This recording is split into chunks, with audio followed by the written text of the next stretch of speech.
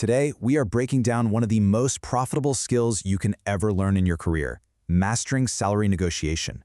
You know, getting this right can literally earn you lakhs more over your lifetime. So let's dive right in. So let's start with a really direct question, something you should probably be asking yourself. Are you being underpaid? Because honestly, if you haven't mastered negotiation, there's a very good chance the answer is yes. Way too many skilled professionals are leaving a ton of money on the table. And what's really interesting is that most people lose out, not because they lack skills, but because they make these three super common mistakes.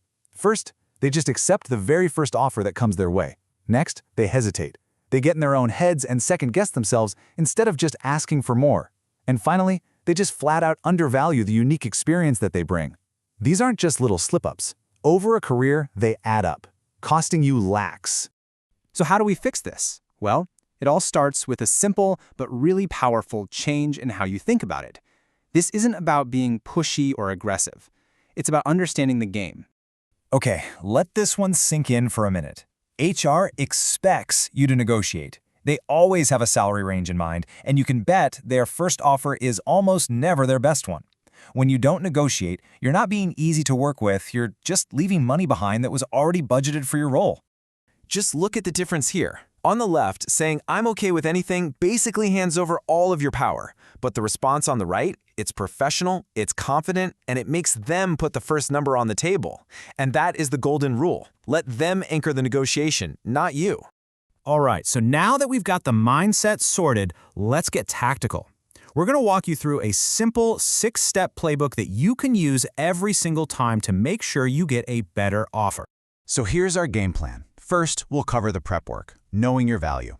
Then we'll jump into strategy, why you never reveal your salary first, and how to use value positioning. After that, we get into the psychology of it, staying unemotional, negotiating the whole package, and my personal favorite, using silence as a power move. Let's break each one down. Step 1 is the absolute foundation for everything else. You just can't negotiate with confidence if you don't know what you're worth. Seriously, the prep work here is non-negotiable. All the confidence you have in that room comes directly from the homework you do before you even walk in. So what does this homework actually look like? Well, you need to nail down 3 things. First, what's the general industry range for someone with your qualifications? Second, what's the specific range for your exact role? Are we talking audit or tax? And third, based on your unique experience, your years, your projects, where do you fit in that range? Having that full picture is your starting point. Now, we mentioned this before, but it is so important it gets its own step. When HR inevitably asks, "So, what are your salary expectations?" your job is to politely turn that question around and get them to state the first number. Whoever says a number first sets the anchor, the baseline for the whole conversation. Make sure it's not you. Okay, this right here is pure gold. When it's finally your turn to name a number, you don't just say it. You use what's called the value positioning technique. You frame your desired salary around the specific value you bring to the company. See how this script talks about experience and ability? It changes the whole conversation from what do you cost to what are you worth. This one is so critical. A negotiation is a business transaction, period. The moment you bring emotion into it, especially desperation, you completely undermine your professional standing. Companies hire professionals to solve their problems, not out of pity. Keep your personal situation out of it and stay focused on your professional value. And now for step 5. This is where the really smart candidates shine. They know that compensation is so much more than just the base salary. A company might not be able to budge on the base pay, but trust me, there's often flexibility in other areas. You have to think about the total value of the offer. And here are just some of the other levers you can pull. Can you get a joining bonus? What's the performance bonus look like? Could they offer you a better title, which helps you in your next job search? How about a budget for certifications or more flexible hours? All of these things add real, tangible value. This is it, the final and honestly, maybe the hardest step. Once you've stated your number, based on your value, you stop talking. Just stop. The silence is going to feel awkward, maybe even painful, but you have to resist the urge to fill it. Nervous people talk, and when they talk, they end up negotiating themselves down from their own number. Let them be the first to speak.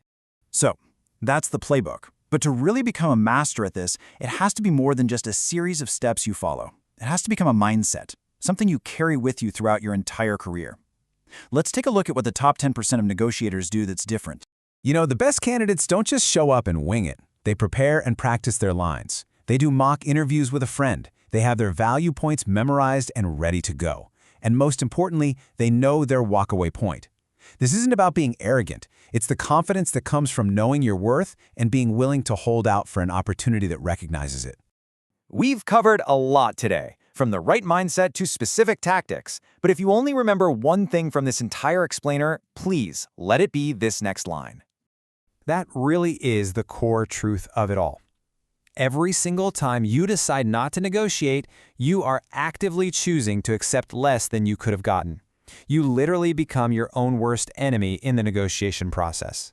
Think about it. Your qualifications, your degree, that's what gets you in the door. It gives you credibility, but it's your confidence. The confidence to do the research, to follow this playbook, and to ask for what you're truly worth. That's what will shape your financial future.